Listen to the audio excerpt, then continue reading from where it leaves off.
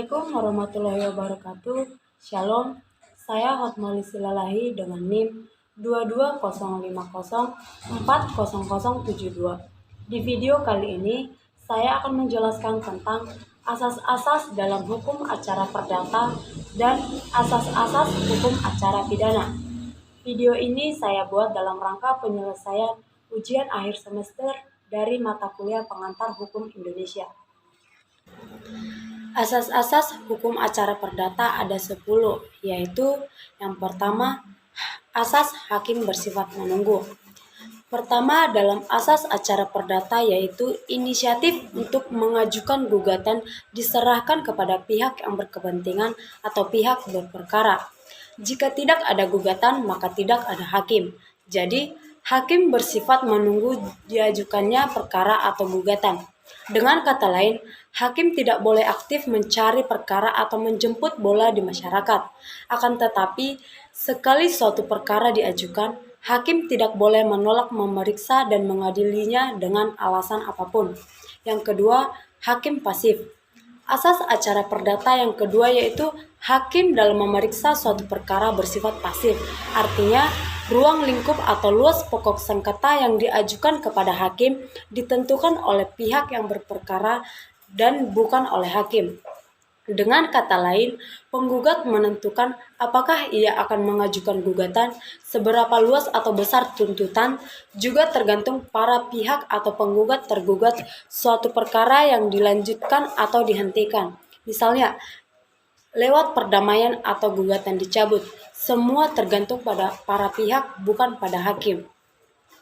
Hakim hanya membantu para pencari keadilan dan menilai siapa di antara para pihak yang berhasil membuktikan kebenaran dalilnya dan mana yang benar dari dalil yang dikemukakan tersebut.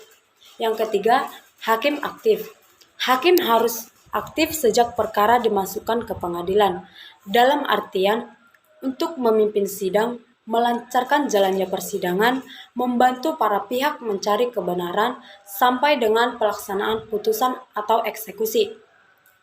Hakim wajib mengadili seluruh gugatan dan dilarang menjatuhkan putusan atas perkara yang tidak dituntut atau mengabulkan lebih dari yang dituntut sebagaimana dimaksud pada pasal 178 ayat 2 dan 3, pasal 189 ayat 2 dan ayat 3. Adapun asas hakim pasif dan aktif dalam hukum acara perdata disebut dengan Verhältnismäßigkeit maxim. Meskipun hakim bersifat pasif atau tidak menentukan luasnya pokok perkara, bukan berarti hakim tidak berbuat apa-apa. Sebagai pemimpin sidang, hakim harus aktif memimpin jalannya persidangan, menentukan pemanggilan, menetapkan hari sidang, karena jabatan memanggil sendiri saksi apabila perlu, serta memerintahkan alat bukti untuk disampaikan di depan persidangan. Yang keempat, sidang pengadilan terbuka untuk umum. Asas acara perdata yang lainnya adalah sidang perkara perdata di pengadilan terbuka untuk umum. Artinya, setiap orang boleh menghadiri dan mendengarkan pemeriksaan perkara di persidangan. Hal ini secara tegas dituangkan dalam pasal 13 ayat 1 dan 2 Undang-Undang Nomor 48 Tahun 2009. Semua sidang pemeriksaan pengadilan adalah terbuka untuk umum, kecuali undang-undang menentukan lain. Putusan pengadilan hanya sah dan mempunyai kekuatan hukum apabila diucapkan dalam sidang terbuka untuk umum. Tidak dipenuhinya ketentuan ayat 1 dan 2 di atas mengakibatkan putusan batal demi hukum. Dalam praktiknya, meskipun hakim tidak menyatakan persidangan terbuka untuk umum, kalau dalam berita acara persidangan dicatat bahwa persidangan dinyatakan terbuka untuk umum, putusan yang telah dijatuhkan tetap sah. Namun, dalam pemeriksaan perkara perceraian atau perzinahan, seringkali persidangan dilakukan secara tertutup. Tetapi pada awalnya, persidangan harus tetap dinyatakan terbuka untuk umum terlebih dahulu sebelum dinyatakan tertutup. Yang kelima yaitu mendengar kedua belah pihak. Asas hukum acara perdata selanjutnya adalah kedua belah pihak harus diperlakukan sama, tidak memihak dan didengar bersama-sama. asas acara perdata bahwa kedua belah pihak harus didengar lebih dikenal dengan asas audi et alteram partem atau eines manes ret is keines manes ret men sol se horen elbeide. Asas acara perdata yang satu ini mengartikan hakim tidak boleh menerima keterangan dari salah satu pihak sebagai benar apabila pihak lawan tidak didengar atau tidak diberi kesempatan untuk mengeluarkan pendapatnya. Yang keenam yaitu putusan harus disertai alasan. Semua putusan hakim atau pengadilan pada asas acara perdata harus memuat asas-asas putusan yang dijadikan dasar untuk mengadili. Alasan ini merupakan argumentasi sebagai pertanggungjawaban hakim kepada masyarakat, para pihak, pengadilan yang lebih tinggi, dan ilmu hukum sehingga mempunyai nilai objektif. Karena alasan-alasan tersebut, putusan hakim atau pengadilan mempunyai wibawa.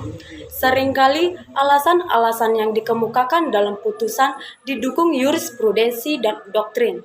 Ini tidak berarti hakim terikat pada putusan hakim sebelumnya, tapi hakim wajib menggali, mengikuti, dan memahami nilai-nilai hukum yang hidup di dalam masyarakat. Asas the bidding for of precedent tidak dianut di Indonesia, namun terikat atau berkiblatnya hakim terhadap jurisprudensi ialah karena yakin bahwa putusan mengenai perkara yang sejenis memang sudah tepat dan meyakinkan. Yang ketujuh, hakim harus menunjukkan dasar hukum putusannya. Hakim atau pengadilan tidak boleh menolak untuk memeriksa, mengadili, dan memutus suatu perkara yang diajukan dengan dalil bahwa hukum tidak ada atau kurang jelas, melainkan wajib untuk memeriksa dan mengadilinya. Larangan ini karena anggapan hakim tahu akan hukumnya atau ius curia novit. Jika dalam suatu perkara hakim tidak menemukan hukum tertulis, hakim wajib menggali, mengikuti, dan memahami nilai-nilai hukum dan rasa keadilan yang hidup di dalam masyarakat.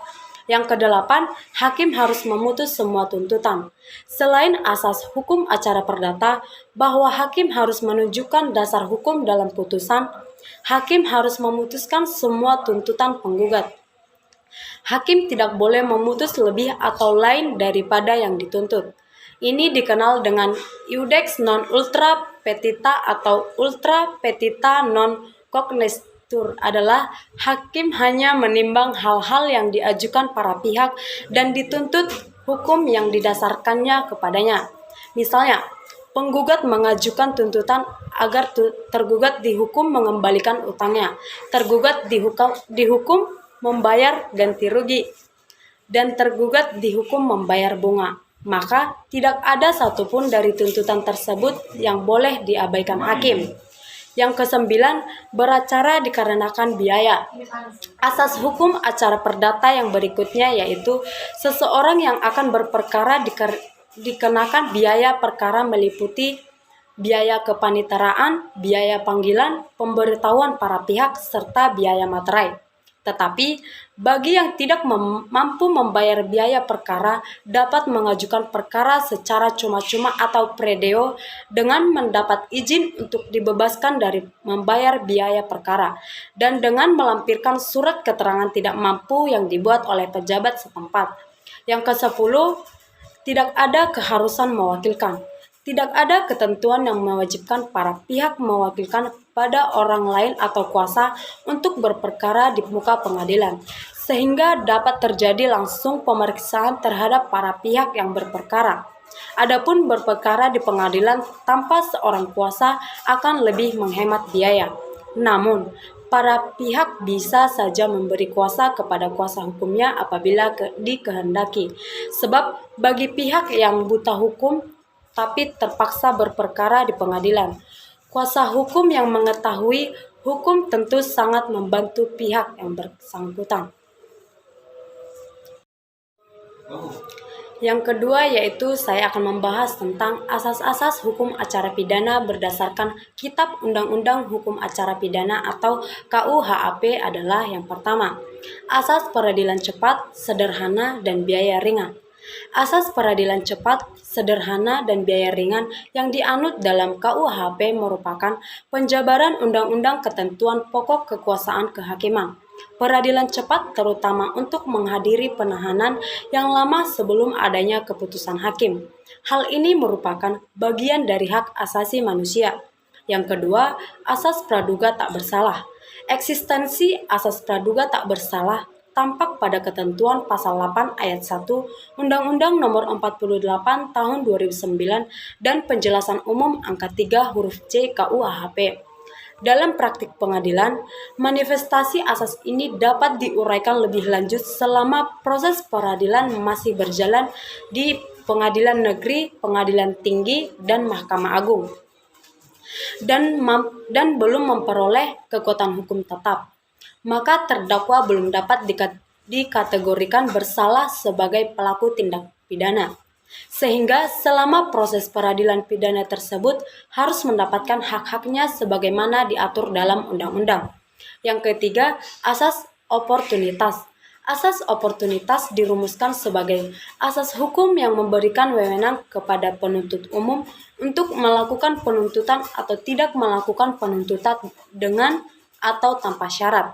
Yang keempat, asas pemeriksaan pengadilan terbuka untuk umum. Asas pemeriksaan pengadilan terbuka untuk umum menunjukkan bahwa pemeriksaan pendahuluan, penyidikan, dan pra-peradilan dilaksanakan secara terbuka untuk umum. Ketentuannya tertulis dalam pasal 153 ayat 3 dan ayat 4 KUHP. Yang kelima yaitu asas semua orang diberlakukan sama di depan hakim.